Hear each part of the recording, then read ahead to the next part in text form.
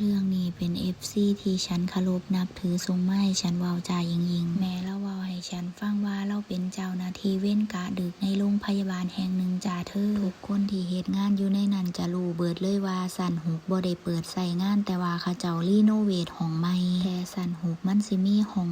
625ที่บ่เคยเปิดใส่งานมาก่อนเลยมีอยู่คืนหนึ่งเวลาประมาณตี2เศษไฟทั้งสันหุกก็คือดับเปิดเลยแต่ดับแค่สันหุกเดจ่าเธอไฟก็ดับบ่โดนปานใดดับไปประมาณ10 วิเสียงโทรศัพท์ก็ดังขึ้นกริ๊งกริ๊งแผนกพยาบาลเด้พอแต่พยาบาลรับสายปุ๊บเสียงปลายสายก็คือเงียบสงัดบ่มีเสียงคนเว้ามาเลยพยาบาลก็เฮ็ดหน้างงแต่ว่าบ่ทันได้วางสายอยู่ดีๆก็มีเสียงแหบๆเว้าซ่าๆเว้าขึ้นมาว่าซอยมารับคนไข้เตียงสุดท้ายแน่แหมคนที่เล่าเขาเว้นกะดึกเล่าก็เลยเปิดเบิ่งรายชื่อคนไข้อยู่ในระบบว่ามีคนไข้อยู่นั่นบ่แต่พอเราเข้าไปเปิดในระบบมันผัดบ่มีเตียงสุดท้ายอยู่ชั้น6ได้บัดเทื่อนี้เพราะว่าห้องนั้นอยู่ชั้น6ถูกปิดตายมาโดนแล้วแม่จ้าเธอ